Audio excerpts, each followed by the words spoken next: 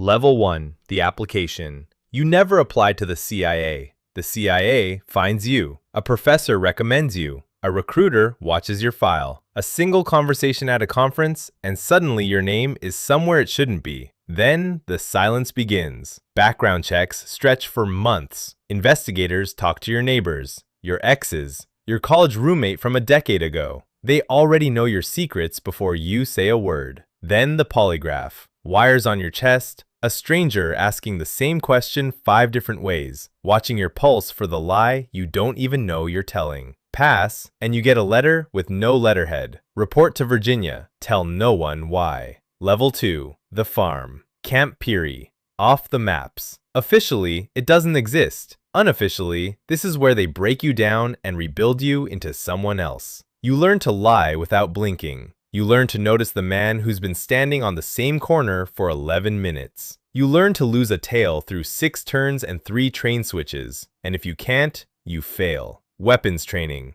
hand-to-hand, encrypted communications. But the real lesson is smaller and colder. They teach you to disappear inside your own life. Your face stays the same. Everything behind it changes. Level 3, the Analyst. Not everyone goes overseas. Some of you end up in a windowless room at Langley, staring at satellite images until your eyes burn. You piece together a nation's next move from a shipping manifest and a weather pattern. You write reports that land on desks more powerful than you'll ever meet. No credit, no name attached, just initials on a classified file buried in a vault. You start to understand something the trainers never said out loud. Being right, quietly, is the entire job. Level 4, first deployment. Your visa says cultural attaché. Your real job has no title. You land in a city where the air smells different, and every stranger might be watching you, or might be nobody at all. You're given a legend, a fake biography, memorized until it feels true. Forget your real hometown. Forget your real birthday. If you slip, even once, someone else pays for it.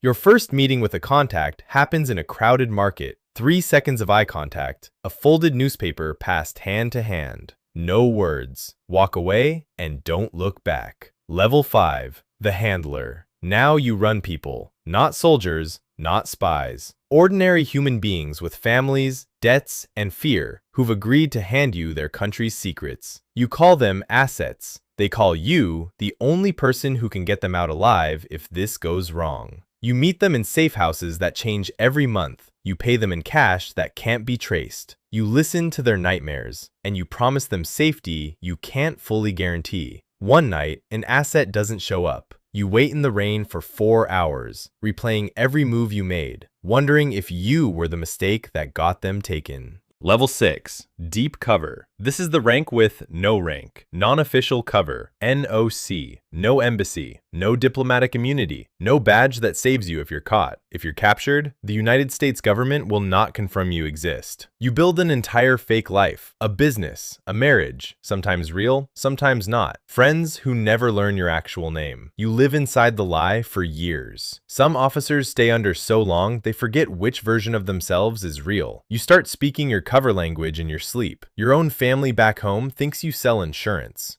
Level 7, Station Chief. You've survived long enough to run an entire country's operations. Every officer in that region answers to you now. Every asset, every failure, every death lands on your desk first. You sit across from foreign generals and smile like you're not calculating exactly how much they can be turned. You decide which operations are worth the risk to human lives and which ones die on paper before anyone gets hurt. The weight of that decision never gets lighter. It just gets quieter, buried under the next decision and the one after that. Level 8, the Directorate. You've traded the field for the 7th floor at Langley. Now you brief the people who brief the president. You read intelligence from every station on Earth before the sun rises in Washington. A crisis breaks somewhere and the entire machine turns to you for the call. Send a team. Pull them out. Say nothing. Deny everything. You've stopped being one person making choices. You're now a signature that moves entire operations across the globe. And if it goes wrong, history will blame the agency, never you by name. Level 9, the Director. You are the most informed person in the country who almost no one recognizes on the street. Every morning, you deliver the president's daily brief, the single most classified summary of threats facing the nation. You know which wars are quietly being prevented right now. You know secrets that could collapse governments if they ever leaked. You carry all of it, and you're allowed to tell almost no one, not even the people closest to you. Congress can summon you to testify. Half of what you know, you're legally forbidden to say out loud, even under oath.